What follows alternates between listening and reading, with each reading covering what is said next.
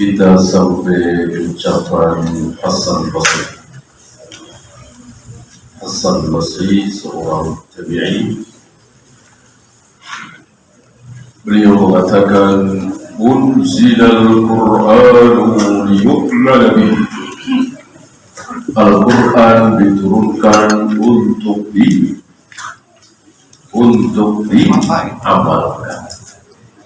Al-Quran diturunkan untuk diamalkan. Al-Quran memerintahkan salat, kita salat. Al-Quran memerintahkan kita salat, kita salat. Al-Quran melarang makan riba, kita jangan makan riba, dan seterusnya. Fattakhadhan nasu tilawatahu amal. Lalu muncul sekelompok orang yang menjadikan atau menganggap atau meyakini bahwa membaca Al-Quran, tilawah Al-Quran itu amal. Itu amal. Jadi mengamalkan Al-Quran itu cukup baca saja, katanya. Ya. Muncul orang-orang seperti ini. Mungkin baru beberapa puluh tahun dari wafatnya Nabi SAW. Ya, sudah muncul seperti itu. Mereka beranggapan bahwa mengamalkan Al-Quran itu caranya gimana? Baca doang. Jelas ini keliru. Dan itu terjadi di zaman beliau, apalagi hari ini. Lihat sebagian saudara-saudara kita menyibukkan diri dengan hafalan Al-Quran, tilawah, tajwid, taksin, dan seterusnya. Tapi jarang sholat berjamaah. Subuh kesiangan. Sebagian membiarkan anak istrinya membuka aurat. Masih makan riba. Masih bermain judi, asuransi, dan seterusnya. Berarti Al-Quran hanya dibaca. Ya. Ya'ni annahum iktasaru 'ala tilawah. Mereka membatasi hanya sekedar tilawah.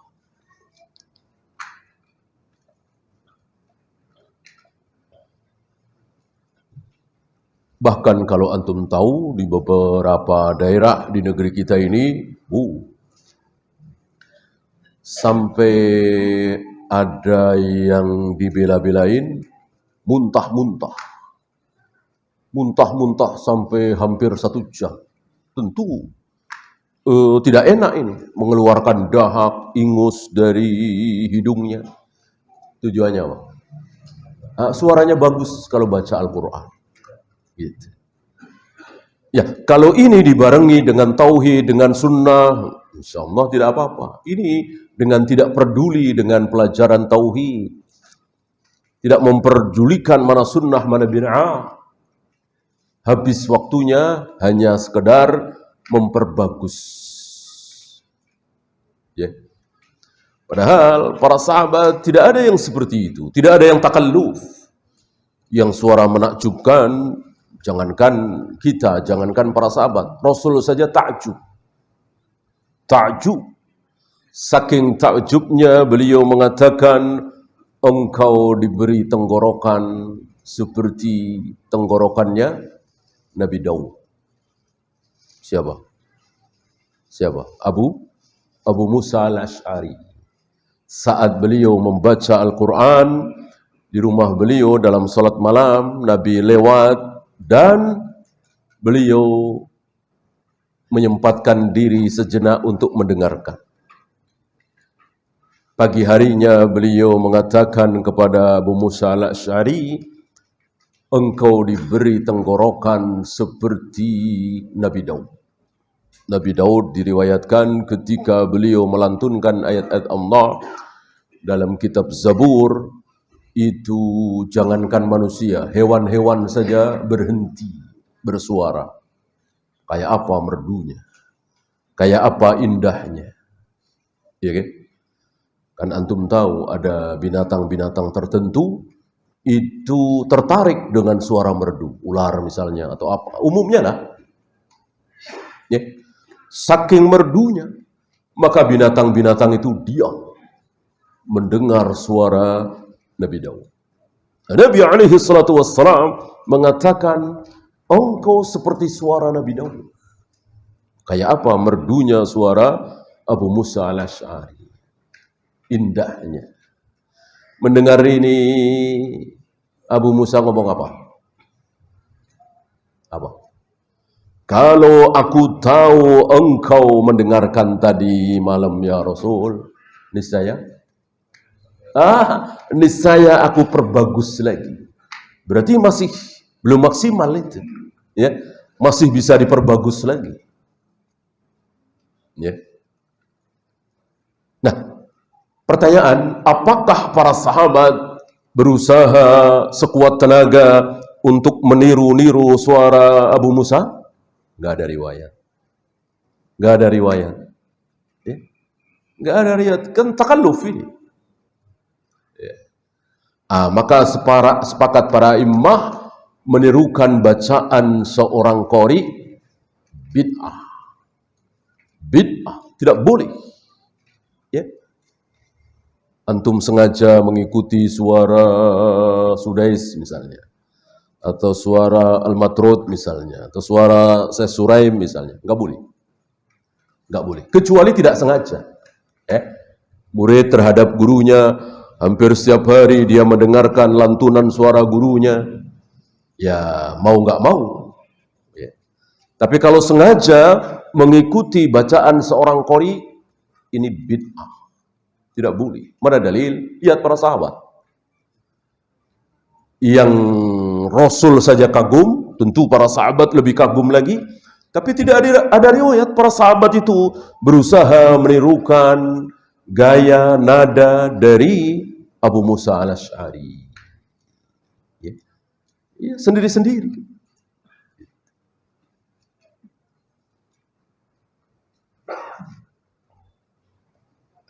Maka jelas bid'ah.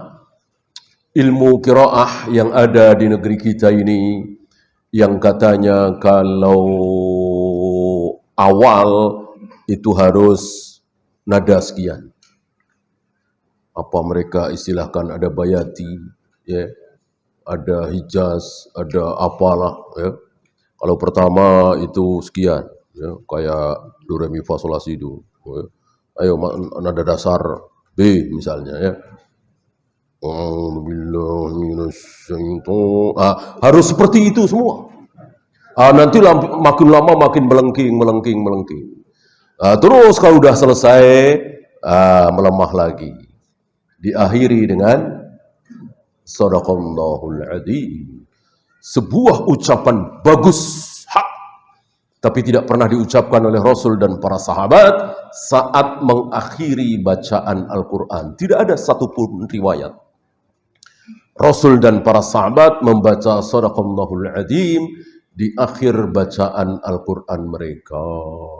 Kalau itu baik, tentu sudah dicontohkan oleh Rasul dan para sahabat. Lau kana khairan lasabakuna ilaih. Maka membaca Shadaqallahul Adzim di akhir bacaan Al-Quran jelas bid'ah. Kullu bid'atin dalalah wa kullu dalalatin finnar.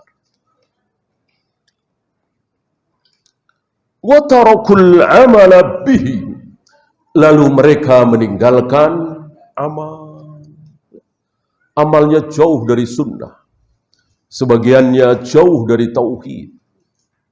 Bahkan barangkali antum pernah dengar ada satu pesantren yang santri-santrinya diajari untuk menghafal Al-Quran agar cepat, agar lancar, agar mungkin bacalah Al-Quran sambil mengelilingi kuburan syekhnya, kuburan wali di situ. Innalillah.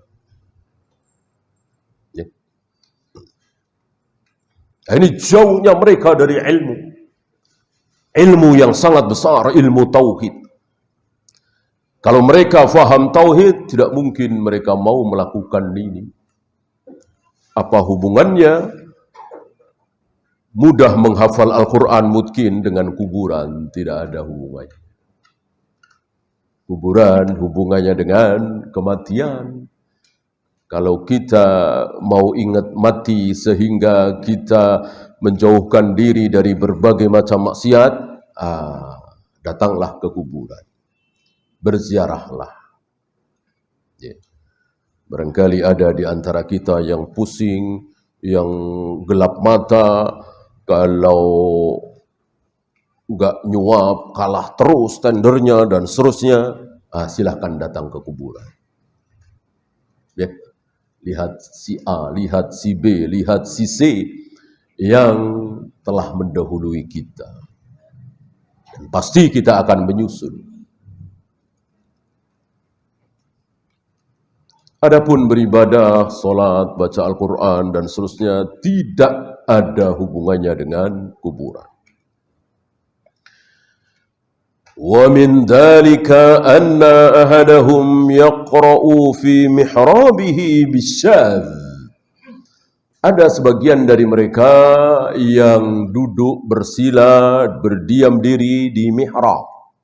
Mihrab, tempat yang dijadikan khusus sebagai tempat ibadah. Dalam Islam tidak ada. Ya. Di nabi-nabi terdahulu mungkin.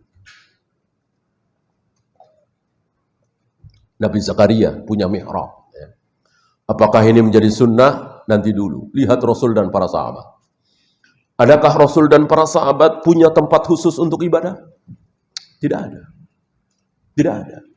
Maka jika kita memiliki rumah yang besar, lalu kita bikin sebelah pojok sini atau sebelah sini tempat khusus untuk sholat.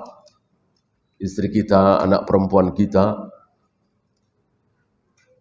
apakah ini sunnah? Tidak. Bukan sunnah. Biasanya suka ada rumah besar, lalu ada musola khusus. Di pojokan atau sebagiannya di luar rumah.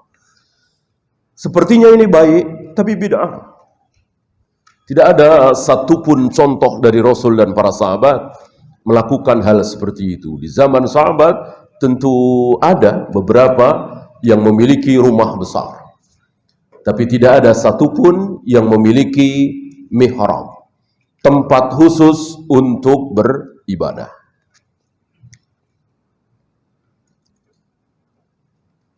Nah, di sini ada di antara mereka yang duduk bersila, simpuh dan seterusnya di mihrab sambil membaca bacaan-bacaan yang syadz. Bacaan-bacaan yang syadz seperti ihdinas siratal mustaqim.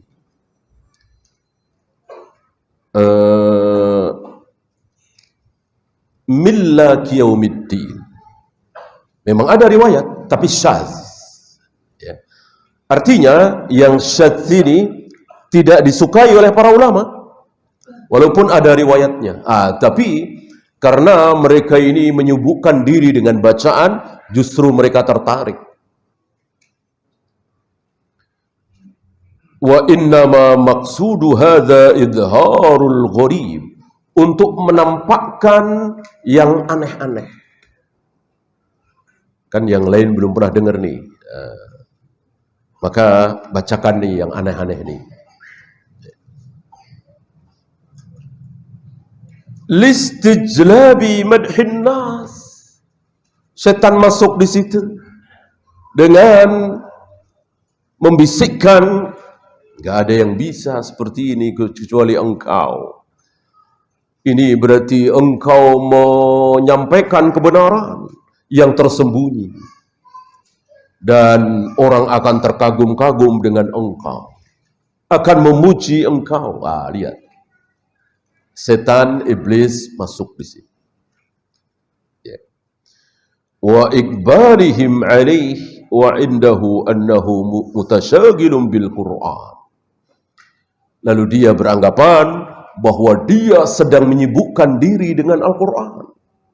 Istilah kalimat menyibukkan diri dengan Al-Quran, kalimat yang luar biasa. Bagus sekali. Tapi tentu maknanya, tafsirnya, maksud Allah di dalam ayat itu apa? Bukan berhenti di bacaan panjang apa pendek, sekian, dan seterusnya. Bukan berhenti di situ. Iblis menipu para qori. Disibukkan terus. Akhirnya dia tidak tahu. Dia heran. Sholat mesti pakai sutroh segala. Gak tahu dia. Karena sibuk dengan ini. Ilmu yang di depan mata yang jelas itu qala Allah wa qala Rasul, mereka nggak tahu. Karena menyibukkan diri dengan hal-hal seperti itu. Padahal makhrajnya sudah benar, panjang pendeknya sudah benar, cukup. Ya. Mencukupkan diri. Ya. Kapan izhar, kapan ikhfa, ya. Cukup.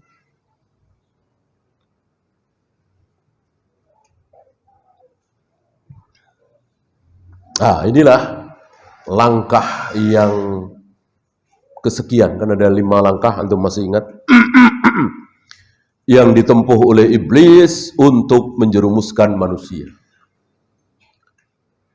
Dari mulai syirik, kemudian bid'ah, kemudian dosa-dosa besar seperti zina, sebelum itu meninggalkan kewajiban-kewajiban. Gimana caranya supaya tidak sholat, tidak puasa, tidak zakat, tidak haji. Setelah itu dosa-dosa besar, syahwat, zina, minum khamar, berjudi, menipu, korupsi, dan seterusnya. Kemudian amal-amal mafdul. Dikerjakan, dipentingkan, dinomor satukan. Lalu meninggalkan amalan-amalan yang fadil, yang lebih utama. Disibukkan dengan bacaan-bacaan Al-Quran, padahal sudah terdengar qomat. Dengan dalih nggak apa-apa, ini ilmu. Ya. Tidak seperti itu. Salat boleh diakhirkan, salat berjamaah boleh diakhirkan karena membahas ilmu. Itu kalau keputusan imam. Imam di masjid ini mengatakan, ya sudah nanti saja salat Isya jam 9. Kita lanjut ta'liq. Boleh, bukan sendiri-sendiri. Jangan salah faham dengan sabda Nabi alaihi salatu wassalam, ini waktu terbaik. Ini waktu terbaik salat Isya. Yaitu hampir tengah malam, mungkin jam 11-an. Ya. Para sahabat menunggu, banyak di antara mereka yusma'u watituhu. Terdengar dengkurnya. Tapi sambil duduk. Dan ketika Nabi datang, Bilal qomat, maka mereka semua berdiri salat, tidak mengambil air wudhu lagi. Bayangkan, berapa jam itu? Isya normal kan mungkin setengah 8, jam 8 ya. Ini hampir tengah malam, berapa jam itu. Kesabaran mereka menunggu Nabi keluar. Salatnya berjamaah, tetap berjamaah. Bersama siapa? Bersama imam.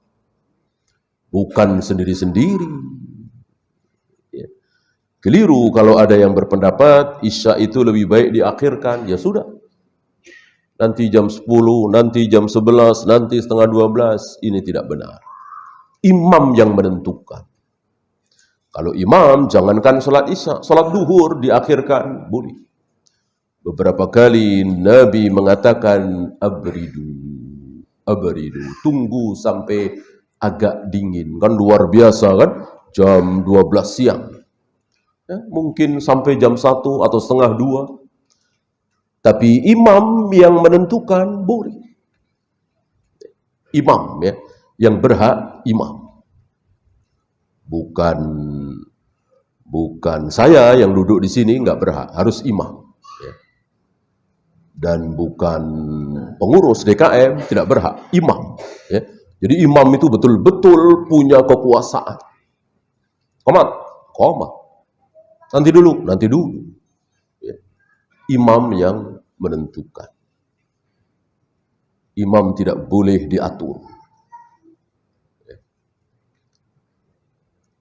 Disuruh-suruh, sekarang aja. Usul boleh, ya. Ngatur nggak boleh. Apalagi diatur dengan suara. Ya. Dengan suara, alhamdulillah nggak ada sini ya. Kan ada di beberapa masjid suara. Imamnya malah nungguin. Ya. Imamnya harus berhak menyuruh. Bilal itu tidak berani qomat sebelum minta izin kepada Nabi SAW. Begitu juga ketika Nabi wafat, Bilal minta izin kepada Abu Bakar. Dan begitu seterusnya.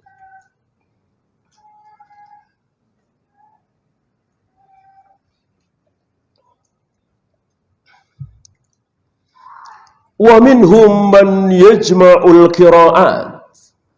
Dan di antara mereka ada yang mengumpulkan bacaan-bacaan yang bermacam-macam. Ada Malik, ada Malak, bahkan ada juga yang Milk Yaumiddin, Malak Yaumiddin. Kalau pendek banyak ya. Saya kira imam-imam, sebagian imam Masjidil Haram kadang panjang, kadang pendek. Maliki Yaumiddin, kadang Maliki Yaumiddin. Adapun Malikin Nas, saya kira tidak ada riwayat panjang. Malikin Nas artinya sama kan? Maliki Yaumiddin, Malikin Nas sama. Tapi di sini panjang, boleh pendek. Di sini pendek, tidak boleh panjang. Dan semuanya harus berdasarkan riwayat dari Rasul dan para sahabat. Dan untuk hal ini mutawatir. Maka untuk Al-Quran sudah tidak perlu lagi ini sahih apa dhaif, mana sanadnya, tidak ada. Beda dengan hadis. Innamal a'malu binniyat misalnya, sahih apa tidak? Bunyal Islamu ala khamsin, ini sahih apa tidak? La tusaddur rihal illa ila thalathati masajid, ini sahih apa tidak? Adapun qul a'udzu birabbin nas malikin nas, ini sahih apa tidak ya? Enggak ada. Enggak butuh sanad untuk mengetahui sahih dan tidaknya ayat-ayat Al-Qur'an, karena semuanya mutawatir dan sudah dijaga oleh Allah. Inna nahnu nazzalna dzikra wa inna lahu lahafidun. Aku yang menurunkan Al-Quran dan aku sendiri yang menjaganya. Lihat, hadis-hadis Nabi dijaga oleh ribuan ulama. Dari Bukhari, Muslim, Abu Daud, Nasai, Tirmidzi, Ibnu Majah, ribuan ulama menjaga hadis-hadis Nabi. Jangan sampai tercampur antara yang sahih dengan yang dhaif, dengan yang maudhu. Masih kecolongan apa tidak? Masih padahal ribuan ulama yang menjaga kesahihan sabda Nabi. Ya, Al-Quran tidak ada satupun yang menjaga. Siapa yang menjaga? Allah sendiri. Luar biasa. Semakin yakin kita bahwa Al-Quran betul-betul dari Allah. Gak ada perselisihan. Sempat berselisih beberapa tahun saja. Dan perselisihan itu, ini benar. Ada berapa? Ada 7. Ada 7. 7-7-nya benar. Gitu. Karena awal mula Jibril membawakan ayat Al-Quran, Nabi menawar. Nabi menawar. Karena Jibril membacakan ayat Al-Quran dengan satu huruf. Huruf yang dimaksud di sini mungkin bahasa kita dialek. Ya. Dialek Arab kan beda-beda. Ada Quraisy, ada ini, 7. Ya. Agak sulit mencontohkan bahasa Indonesia. Bahasa Indonesia cuma 1. Mungkin bahasa Jawa malah ada. Ya. Jawa Sunda, Jawa Jogja dengan Jawa Surabaya sama persis nggak? Tidak kan? Ada bedaan. Kira-kira begitulah. Dengan Jawa mana? Tegal, Brebes, ya nggak sama persis. Jawa Serang, Cirebon, ya beda kan? Nah, kira-kira begitu bahasa Arab. Ada 7. Nah, maka Nabi meminta kepada Jibril untuk dibawakan semua. Allah mengabulkan permohonan Nabi lewat Jibril ini dan turun dalam sab'atu ahrufin. 7 huruf, 7 dialek. Ya. Agak sulit mencontohkan karena memang di zaman Utsman saja tinggal 1, yang 6 dibakar. Ya. Ambil contoh misalnya ta'ala dengan halumma. Artinya kan sama. Kemari. Tapi ta'ala dengan halumma kan jauh sekali. Gitu.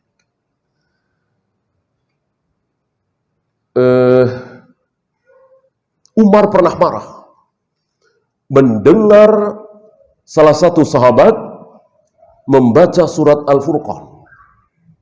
Didengar dari awal sampai akhir oleh Umar. Beda yang Umar dengar dari Nabi SAW.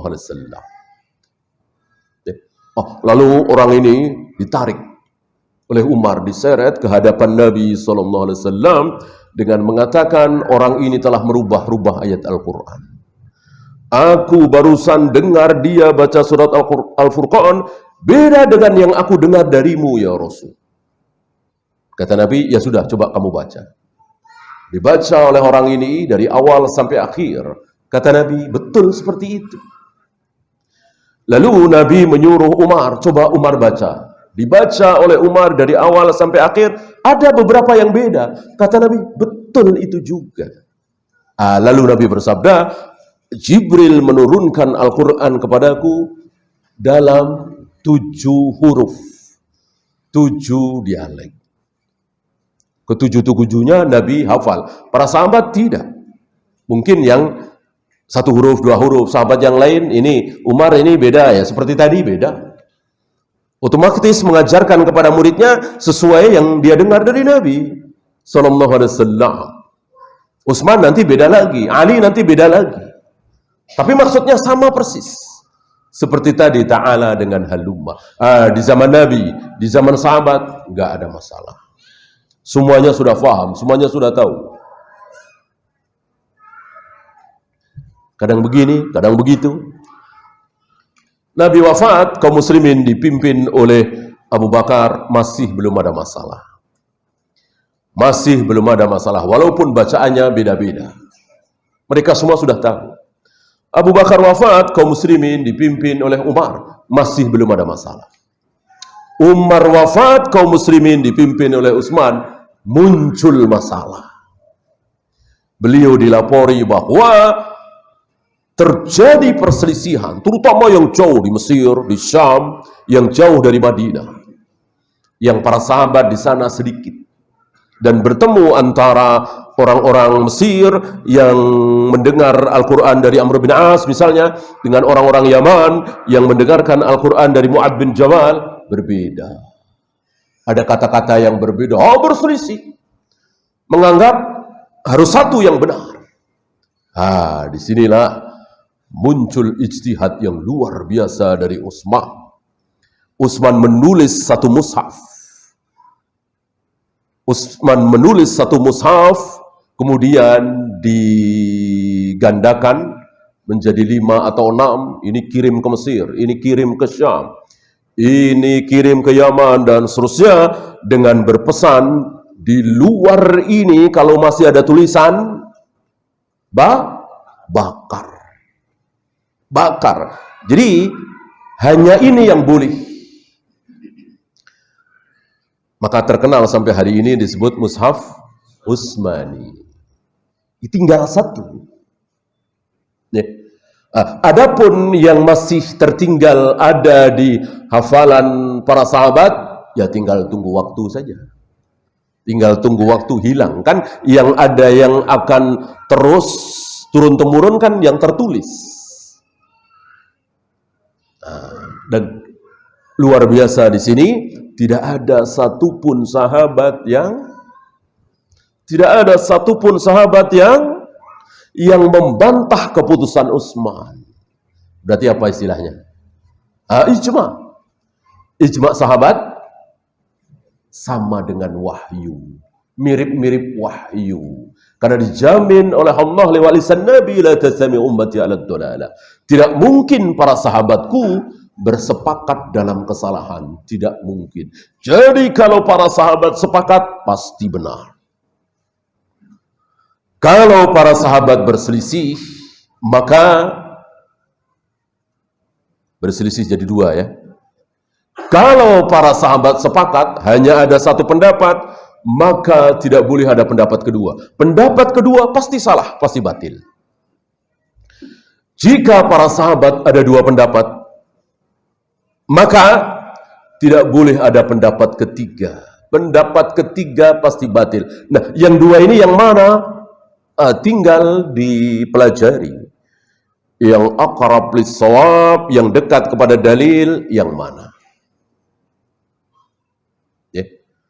Seperti perselisihan antara Bilal dengan Fudail bin Abbas tentang apakah Rasulullah pernah sholat di dalam Ka'bah atau belum. Perselisihan antara Ibnu Umar dengan Utsman, azan 2 kali di hari Jumat itu sunnah atau tidak. Ini kan bisa dibahas. Ya. Yang tidak boleh dibahas adalah ketika seluruh sahabat sepakat. Seperti contoh tadi. Ya. Walillahil hamd, sampai hari ini satu. Ya. Ini semakin menunjukkan bahwa Al-Quran betul-betul dijaga oleh Allah. Ya. Tidak ada perselisihan. Justru terjadi perselisihan di zaman sahabat, itu pun selesai, menghilang. Karena yang 7 menjadi 1, yang 6 sudah dibakar.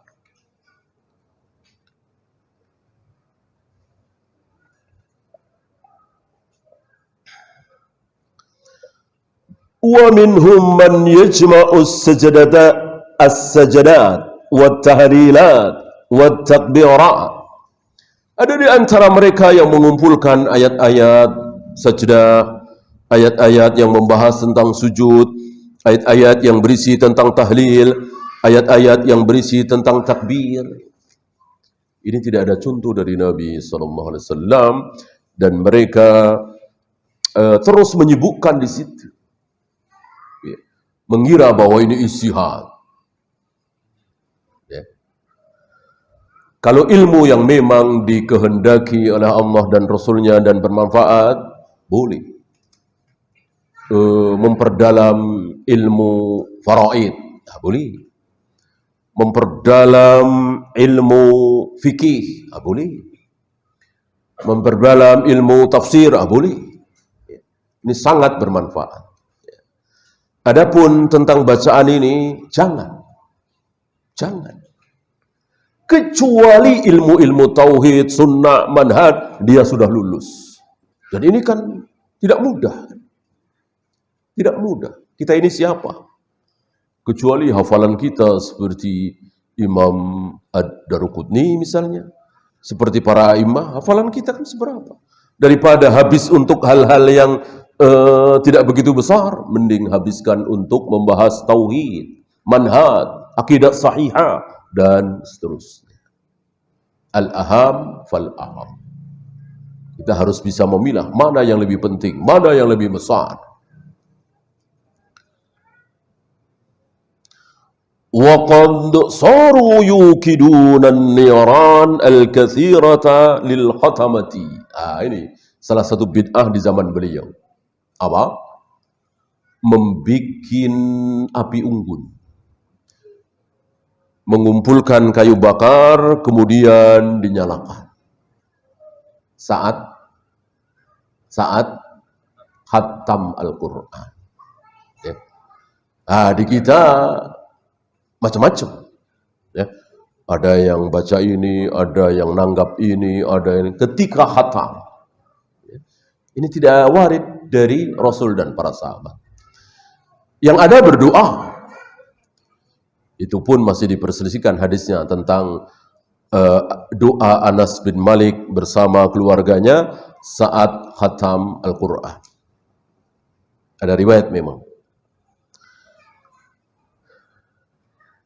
Nabi tidak ada. Ya. Riwayat dari Nabi tidak ada. Bagaimana cara-cara lain? Tidak boleh. Ya. Seperti yang kita saksikan di negeri kita ini. Macam-macam.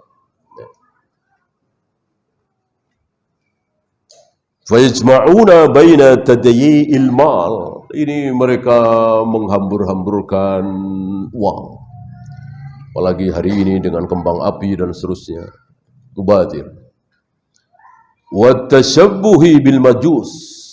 Tasabbuh, ikut-ikutan menyerupai orang-orang Majusi. Api itu Majusi. Ciri khas Majusi api. Tapi bolehkah kita solat bersutrohkan api? Ketika kita solat, di depan kita ada api. Ya tentu tidak sengaja ya. Apa sedang di pegunungan, kedinginan, agar menghangatkan badan, di depan kita ada api unggun. Lalu kita solat. Kebetulan api itu antara kita solat dengan kiblat. Dengan demikian kan kita menghadap api solat itu. Bolehkah? Boleh? Mana dalil? Mana dalil? Ya. Mengatakan boleh tentu mudah. Mengatakan tidak boleh juga mudah. Penting dalil. Karena ini ibadah. Mbak mikir sebentar, insya Allah ketemu. Pasti antum tahu dalilnya. Saat Nabi sholat apa? Sholat gerhana. Sholat gerhana. Ya. Yang beliau maju mundur. Kenapa beliau maju? Para sahabat ikut maju. Kenapa? Karena di depan beliau Allah tampakkan setangkai buah surga. Lihat Nabi SAW, manusia yang sangat zuhud terhadap dunia, kunci-kunci perbendaharaan dunia ingin diraih oleh beliau. Beliau usir, ilaiki anni. Cuman setangkai buah, beliau nggak tahan. Padahal lagi sholat lagi. Ya, nggak tahan beliau maju, ingin diambil, ingin diraih. Kenapa? Karena surga. Bukan bangkai kambing, bukan sampah. Ya. Tapi tiba-tiba Nabi mundur. Para sahabat juga ikut mundur. Kenapa? Ditampakkan api neraka di hadapan beliau. Beliau mundur ketakutan. Nah, Imam Bukhari membawakan hadis ini dengan judul bolehnya solat menghadap api. Kan api neraka itu. Ya. Banyak para ulama itu terkaget-kaget, terkagum-kagum dengan judulnya Imam Bukhari. Ya. Maka ada kitab khusus yang membahas tentang judul-judul rahasia Imam Bukhari. Ini salah satunya. Ya.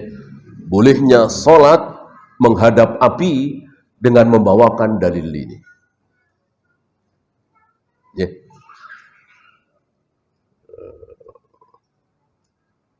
Bahkan antum agak heran barangkali kalau baca